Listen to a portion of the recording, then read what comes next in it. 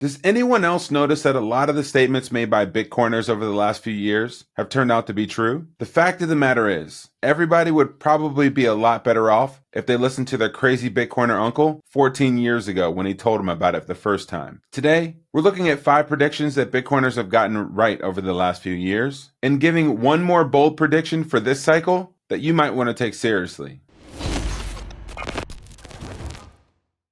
Welcome to Bitcoin Daily. I'm Dante Cook, head of Swan Business. It's funny. Many of the predictions Bitcoiners have made over the last few years have turned out to not be so crazy, but actually right. Sort of like Billy Leroy for the Savannah Bananas, calling out the entire play before it happens. I'm going to roll it over, I'm going to backhand it on the second hop, and Manny Machado underhand throw to Asset first.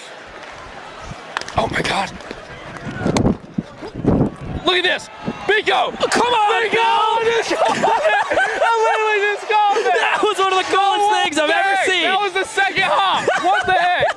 All right, prediction number 1. People thought the MicroStrategy Bitcoin treasury strategy was cool in the beginning, and they were doing it mainly just to prop up their share price in the short term in order to do something else with the company, or sell, or liquidate, or be acquired. But it turns out Bitcoin is the only exit strategy for Michael Saylor, and that's why they keep buying the top. At any point, would you sell? When would it make sense to take profits there? Well, I've famously said I'm going to be buying the top forever. Bitcoin is the exit strategy. It is the strongest asset. So what we see right now is that Bitcoin has just emerged as a $1 trillion asset class. And it's alongside names like Apple and Google and Microsoft. But the difference between Bitcoin and the Magnificent Seven is Bitcoin's an asset class. It's not a company. There's not enough room in the capital structure of those companies to hold $10 trillion or $100 trillion worth of capital. So Bitcoin's competing against gold, which is 10x what it is right now. It's competing against the S&P index. It's competing against real estate, a $100 trillion plus asset class as a store of value. So we believe capital is going to keep flowing from those asset classes into Bitcoin because Bitcoin is technically superior to those asset classes. And that being the case, there's just no reason to sell the winner to buy the losers. And as we saw this week, Bitcoin continues to be the exit strategy for MicroStrategy, as they recently purchased $786 million worth of Bitcoin, bringing their total holdings to over 226,000 Bitcoin, worth over $8 billion at an average price just underneath of $37,000 per coin. Michael said a few years ago that there would be many more corporate companies to do this sort of strategy, and offered MicroStrategy's playbook as a tool or an example for them to use. And maybe another Michael is beginning to pick up on it, just like Michael Saylor said. Michael Dell in this case. Michael Dell said that scarcity creates value, something that Bitcoiners have been saying for a long time. Michael Saylor replied to the tweet, "Bitcoin is digital scarcity."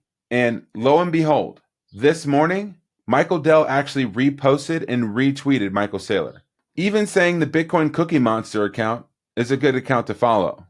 Like Michael Saylor said, many more corporate companies are going to do this, as you've seen Metaplanet, Semler Scientific, Tesla, as well as Square or Block begin to adopt these sort of strategies. Bitcoin is going to be a common asset on balance sheets for corporate companies for many years to come, and the tide is only starting to turn. What if Michael Dell actually starts to buy Bitcoin with all of the cash that he has in his company? Prediction number 2. Bitcoiners have long pointed out that the ESG narratives and sustainable energy projects that have been lauded by Silicon Valley execs in the government, claiming to go carbon neutral completely by 2050, were absolutely bogus claims, and that they would never work because these projects were unprofitable and unsustainable in the long term. Lo and behold, Silicon Valley tech bros and tech execs, like the guys from the All In podcast, actually are turning nuclear. Check out this recent clip from an interview that they had with presidential candidate Donald Trump on their latest podcast. We produce clean coal, we're going to produce clean energy,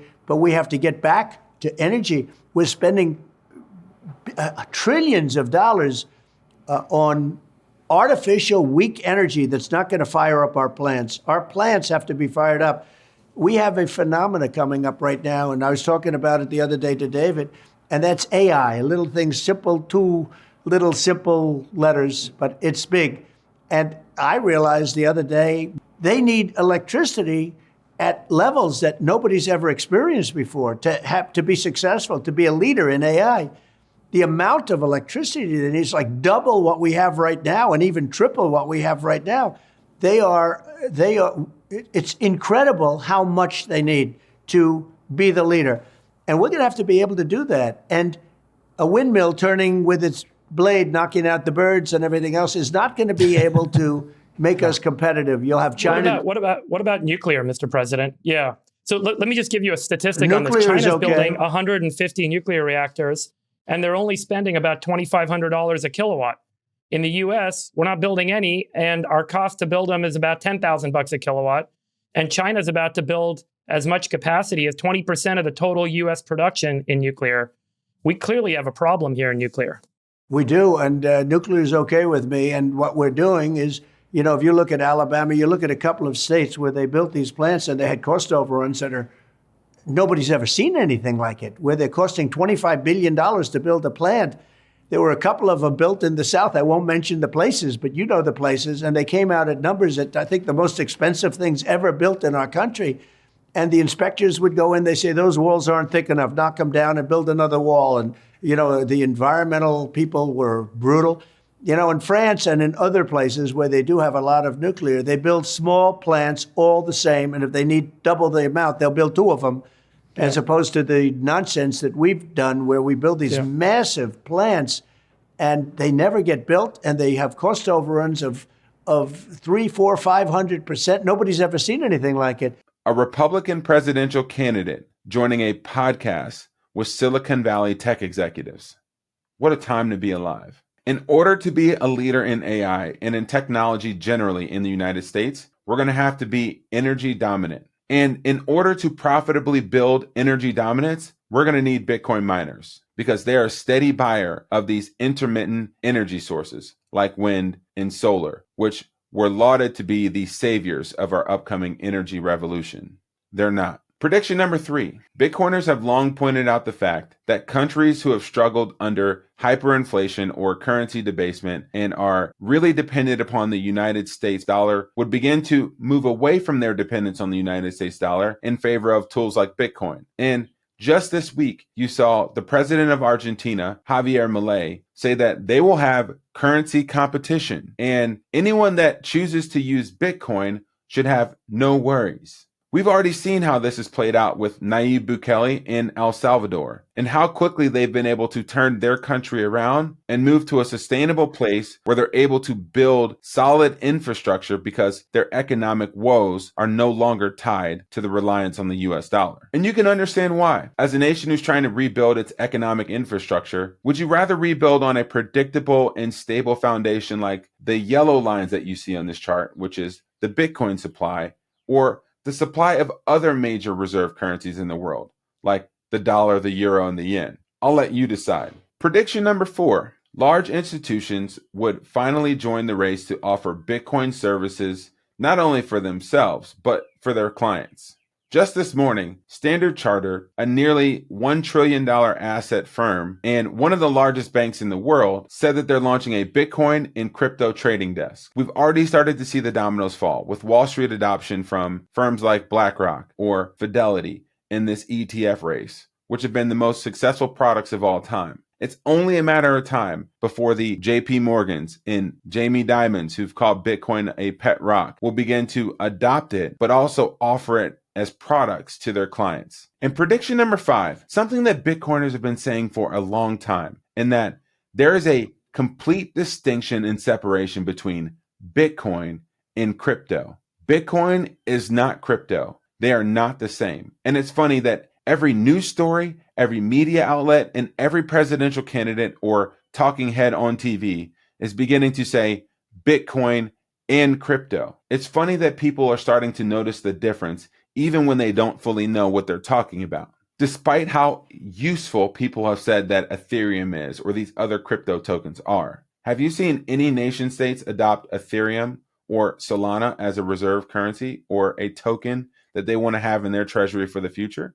If you've been denying Bitcoin and Bitcoiners for a long time, calling them crazy or the weirdos or people who are just outright wrong, maybe you should start to consider listening to them. Or you can turn out to be like Peter Schiff, who 13 years ago, almost to the day, when Bitcoin was at $17, denied it. And since it's been up over 350,000%, and he still dismisses Bitcoin as something that is not valuable, useful, or of any worth to anyone in the world. And here's one final prediction from me. And you know that we don't give price predictions on this show, and that's not my thing entirely. I think that defeats a lot of the points and purposes we try to make about the benefits of Bitcoin. I do like to point out trends and patterns that we've seen. And as we've said many times on the show, Bitcoin is the ultimate beta trade on global liquidity rising. And as you look at this chart from the Financial Times, you can see that we are just beginning another global liquidity cycle that has looked like similar cycles of liquidity explosions in the past. And you know what happens when global liquidity explodes. So does Bitcoin.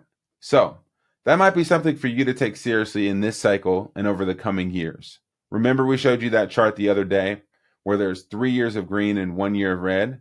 Well, we're just in year 1 of the green cycle for Bitcoin, meaning that the next 2 years could provide the fireworks alongside the global liquidity rising that we've been talking about in years past.